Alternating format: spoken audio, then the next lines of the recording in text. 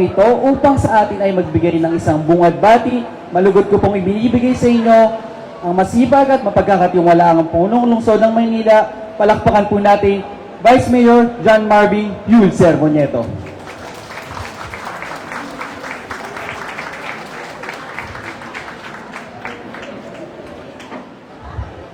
Honorable Mayor Hani Lacuna Pangan, Miss Carminda Arevalo, Miss Maria Paz Nakpil, Santos Viola, sa ating mga piling panuwin at mga kapwa ko, Batang Maynila, isang mapagpalang umaga po sa inyong lahat.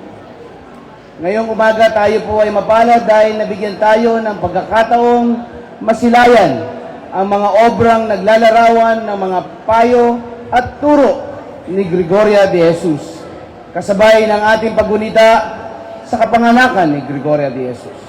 Atin din pong ipagdiriwang ang 2024 History Month sa pamamagitan ng traveling exhibit na ito na handog sa atin ng National Historical Commission of the Philippines. Kasama ang ating Department of Tourism, Culture and Arts Manila. Kaya naman nais po nating anyayahan ang ating mga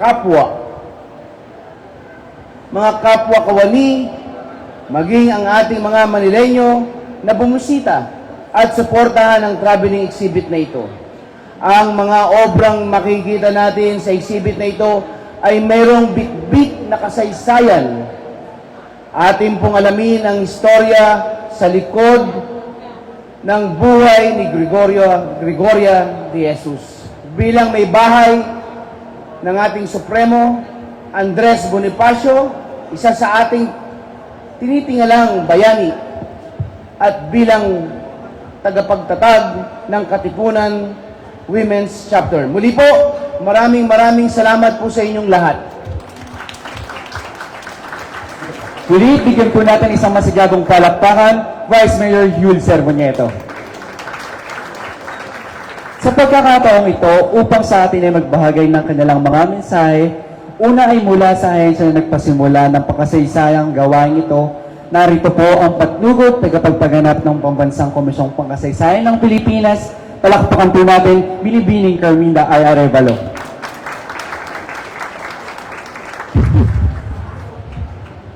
Maraming salamat po.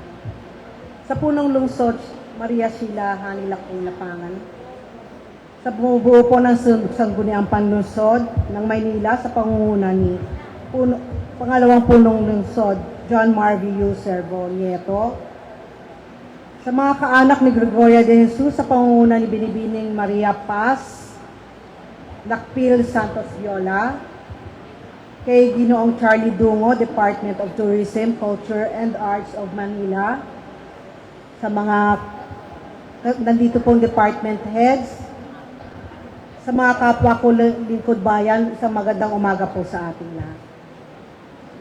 Unang binuksan ng Pambansang Komisyong Pangkasaysayan ng Pilipinas ang exhibit na ito sa Caloocan nitong Mayo, kasabay ang 149th anniversary ng kapanganakan ni Gregoria de Jesus o mas kilala natin bilang Oryang. Ito po ay bilang pagkilala sa pook na kanyang sinilangan ang Caloocan. Ngayong buwan ng Agosto, kasabay sa pagdiriwang ng buwan ng kasaysayan, minarapat po ng NHCP na dalhin ang eksibisyong ito sa pook na itinuturing na tahanan ni Oryang, ang Maynila. Napakalalim ng kabuluhan ng Maynila kay Oryang. Dito siya unang umibig at nakaranas ng pagsubok. Dito niya hinarap ang hamon ng pagiging lakambili ng Katipunan. Matapos ang kanyang paghati, dito rin siya muling bumangon at nagsimulang muli. Hanggang sa kanyang mga huling sandali, ang Maynila ang nanatiling tahanan ni Oryang.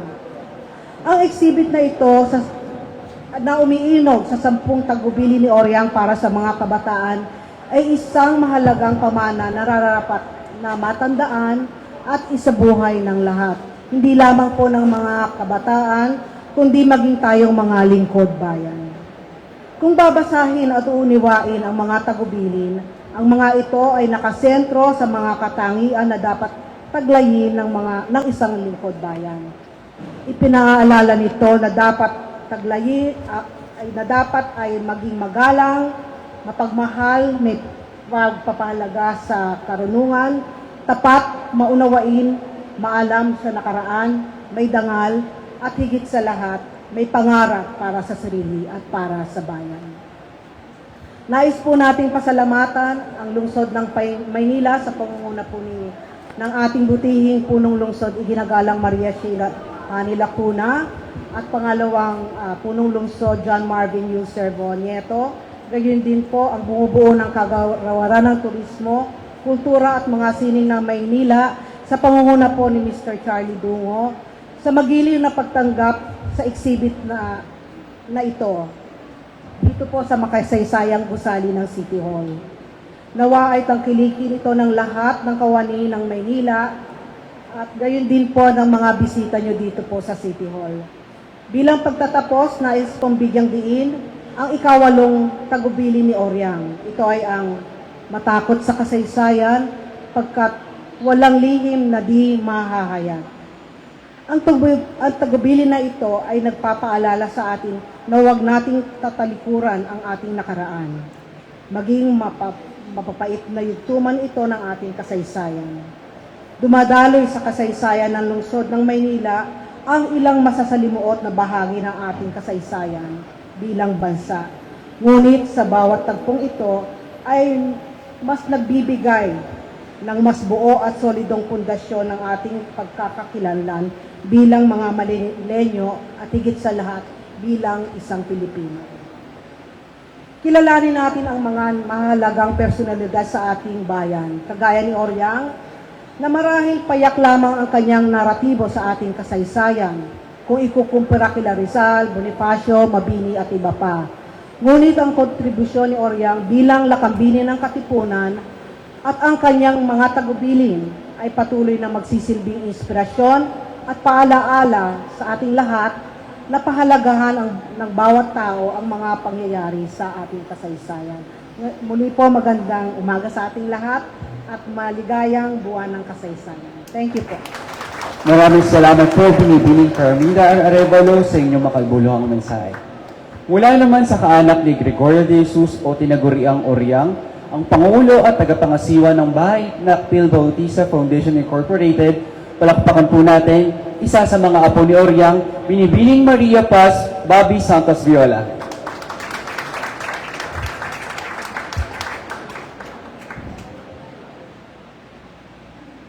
Magandang araw sa lahat. Sa lahat tayong nandito, meron tayong one common factor, ang pagmahal sa istorya, ang kwento ng ating bayan. Papasalamat po ako kay Mayor Lacuna and Vice Mayor for being here, na kayo po ang namuno,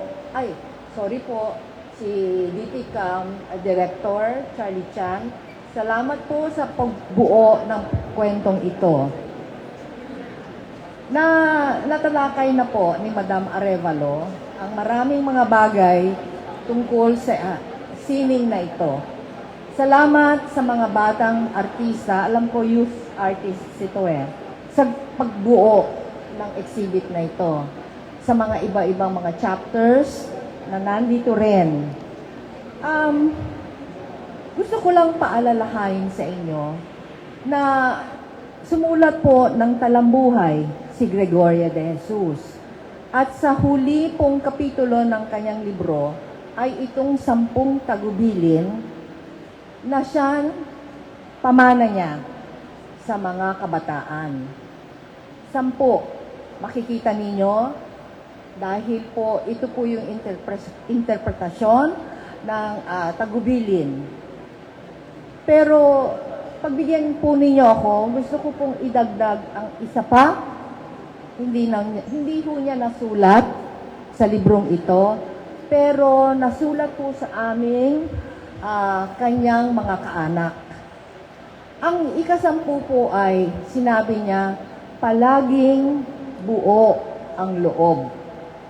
Challenge po ito sa lahat ng mga challenge. Namana po namin sa aming nanay, si Caridad, ang pinakabunsong anak niya, na ito palagi daw pinapaulit-ulit ni Oryang sa kanilang mga anak dahil sa kanyang mga pinagdaanan, ano? Sa pagbabasa ko at sa kaalaman kong na iipon sa paglaki ko po, ito po ay naging parang, kumbaga, nakuha ko po kung anong ibig niyang sabihin. Unang-una, napansin ko po, sa kanyang kabataan, ay matapang na po siya. Buo na ang kalooban niya. Dahil sa kanya, nakapag-aral sa Maynila ang dalawa niyang kapatid. Pinagbigyan niya. So, siya at ang kanyang isang kapatid na babae, tinulungan nilang mga siwa ang kanilang tatay sa kanilang pag-unlad sa Caloocan. Ito pa, sa pagdating sa pag-ibig, nakasama rin siya sa pagkaisang loob niya kay Andres Bonifacio, nakasama siya sa landas ng revolusyon. Sa mga kababaihan, noon, napakagiting.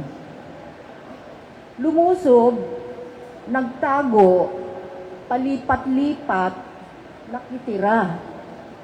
Nung nagkaroon ng sariling bahay, nasunog. Nagkaroon ng anak, namatay naman. No? Marami pang mga paghihirap na naranasan. Pero ang pinakapuno ng lumbay niya ay pagwalay sa buhay niya. Nawala ang kanyang kabiyak, si Andres Bonifacio. Hindi na nahanap. Ngunit, bumangon sa kalungkutan. Nagkita silang muli ni Julio Nakpil. Nagbuo ng pamilya, 6 ang anak, at nanirahan dito sa Maynila, sa Quiapo. Sa huli, minahal, nagmahal, at namayapa. Kaya para sa akin, ang kabuuan ng loob. Sa ngayon, tayo ngayon, ang ingay natin ngayon, marami sa panahong ito, ang daming pangyayaring napakaingay sa ating kaisipan. Iba't iba ang pinag-uusbungan, tulad ng bagong siyensya, mga personal na pagsusubok, o di kaya katulad ng global warming, mga baha-baha, ang social media, ang politika. Huwag tayong malito, itanim natin sa diwa at isusi sa ating puso ang bilin ni Oryang. Buo ang loob. Isama sa tawiran ng buhay, buo ang loob. Salamat sa pagkinig. Mapayapang araw sa inyong lahat. Maraming salamat po, Ms. Fabis, sa inyong binahaging mensahe at marami kaming natutunan sa aral ni Oryang. At ngayon naman po, upang sa atin ay magbigay ng isang makabuluhang mensahe, akin pong ibinibigay sa inyo ang ina ng lungsod ng Maynila, Mayor Hani Lacuna Pangan.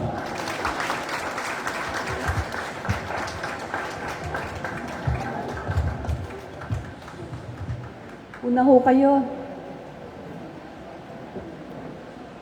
Sa atin pong mga kasamahan sa Pabansang Komisyong Pangkasaysayan ng Pilipinas, sa pangunguna ni Binibining Carminda Arevalo at Ginoong Alvin Alcid, sa mga kaanak ni Gregoria de Jesus, Binibining Maria Paz Nakpil Santos Viola at Mr. Dominic Faustino, sa aking katuwang sa paglilingkod, ang pangalawang punong lungsod, Yul Servonieto, mga kapwa ko, lingkod bayan, sa iba pa nating mga panauhin, isang mapagpalang umaga po sa inyong lahat. Ang buwan ng Agosto, bukod sa buwan ng wika, ay kinikilala din bilang buwan ng kasaysayan. Sa bisa ng proklamasyon bilang 339 taong 2012, ang buwang kasalukuyan ay buwan ng pagpapahalaga at pagbibigay ng pagkilala sa mahalagang papel ng mga individual sa nakaraan sa ating lipunan. Ano man ang ating kalagayan ngayon, mas mauunawaan natin ito kung tayo ay magiging maalam sa ating kasaysayan. Tulad na lamang ng ating minamahal na lungsod. Malaki ang kinalaman ng kasaysayan ng Kapitolyo sa ating pagkatao bilang isang Manilenyo, bilang mga Pilipino. Di nga ba't ang kasaysayan ng Maynila ay sentro ng kasaysayan ng ating bansa? Mula sa panahong pre-kolonyal, sa mga daang taong pananakop ng mga Kastila, mga Hapon at Amerikano, lahat ng ito ay nagsimula sa ating lungsod. Sa umagang ito, ang tampok ng ating palatuntunan ay ang panahon ng Rebolusyon. Bibigyang pagkilala natin ang lakambini ng Katipunan, Gregorio de Jesus o mas kilala bilang Oryang, ang bukal ng inspirasyon at itinitibok ng puso ng dakilang bayani ng Maynila, si Gat Andres Bonifacio. Atin ding bibigyang halaga ang papel ng mga kababaihan sa himagsikan. Payakman kung ating titignan, ngunit di natin matatawaran ang papel ni Oryang sa Katipunan. Nagsilbing ilaw ng kanyang tahanan at nagsunog ng apoy ng pagmamahal sa bayan kay Supremo. Sa maliit na kaparaanang ito, tayo ay magbibigay pugay kay Oryang at sa lahat ng kababaihang bayani ng ating bayan. Tunay nga ang kasabihan na behind every great man is a great woman. Oryang made sure that Bonifacio will not only get a dose of inspiration but also a partner in his desire for an independent country. Si Gregoria de Jesus ang kumakatawan sa kahalagahan ng kalinga ng isang asawa. Pagmamahal sa kabiyak bilang katuwang sa pagtataguyod ng pamilya at higit sa lahat, ang pagbalangkas ng tamang prinsipyo at paniniwala sa buhay. Ang eksibisyon na ito ay para din sa mga kababaihan ng ating kasaysayan, lalo na nasa kasalukuyan. Ito ang pagpupugay sa ating pagtaguyod sa pamilya at pagkilala sa ating mahalagang papel sa bansa. Mga kababayang Manilenyo, ang tagubilin ng ating kasaysayan ay kilalanin ang kabayanihan ng mga Pilipino ng nakaraan. Tagubilin na gawin natin itong inspirasyon upang ang ating mapait na nagdaan ay di na muling maranasan. At higit sa lahat, ang tugbilin na gawing inspirasyon ang kasaysayan para sa mas maunlad, mapayapa at masaganang buhay. Magpuri at magpasalamat tayo sa Diyos dahil sa pagbibigay niya sa atin ng makulay na kasaysayang nagsisilbing salamin sa kung paano natin dapat harapin ang kasalukuyan at maging ang paghahanda natin para sa kinabukasan. Muli, isang makasaysayang umaga sa ating lahat. Maraming salamat. Mabuhay! Maraming salamat po, Mayor, sa inyong matiwa at makabulahong mensahe. Bago po tayo tumako sa tampok na bahagi ng ating programa, tayo po ay dadako sa pagkakaloob ng munting regalo mula sa National Historical Commission of the Philippines, kaya inaanihan po ang ating mahal na punong lungsod, Mayor Hani Lacunapangan, Vice Mayor Yul Cervañeto, kasama po si Binibining Bobby Santos Viola at Ginoong Charlie D. Dungo. Okay po. Kasama rin po si Binibining Carmina Arevalo.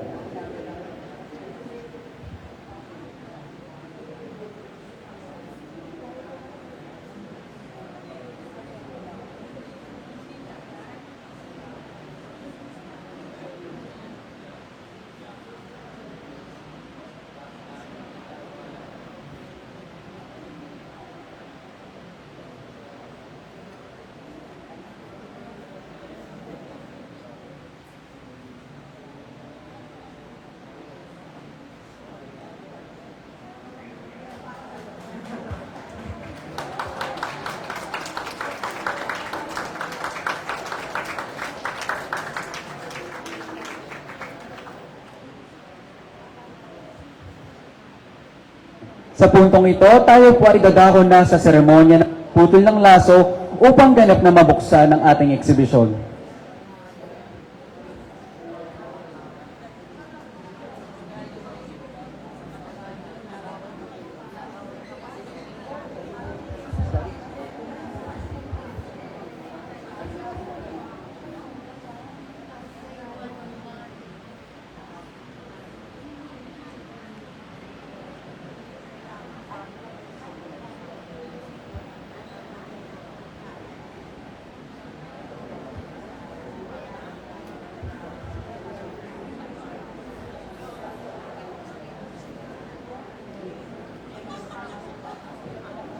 Sabay-sabay tayo magbilang.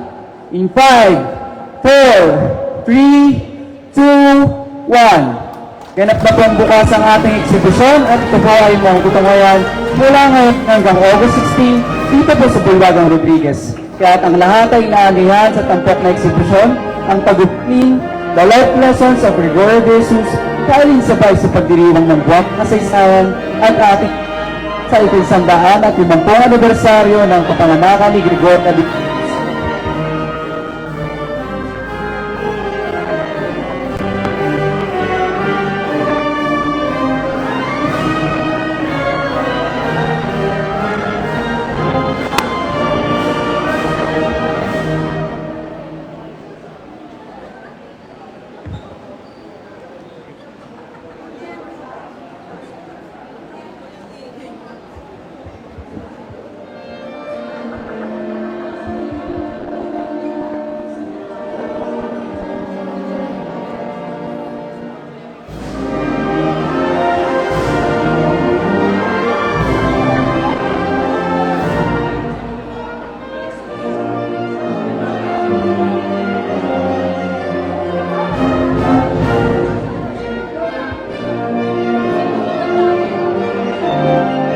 Tandaan po natin ang lahat ng kanyang tagubilin dahil ang mga aral ng kanyang kasaysayan ay mananatiling buhay sa ating puso at isipan.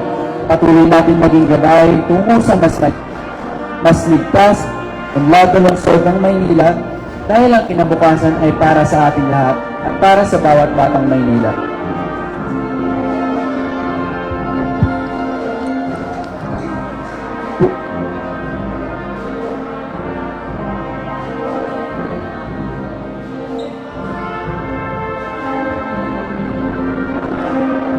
Nais po namin pasalamatan ang ating mga naging panahuli sa umagang ito at sa lahat ng mga tumulong upang ang ating programa ay maging matagumpay, lalong-lalo na po sa Pambansang Komisyong Pangkasaysayan ng Pilipinas.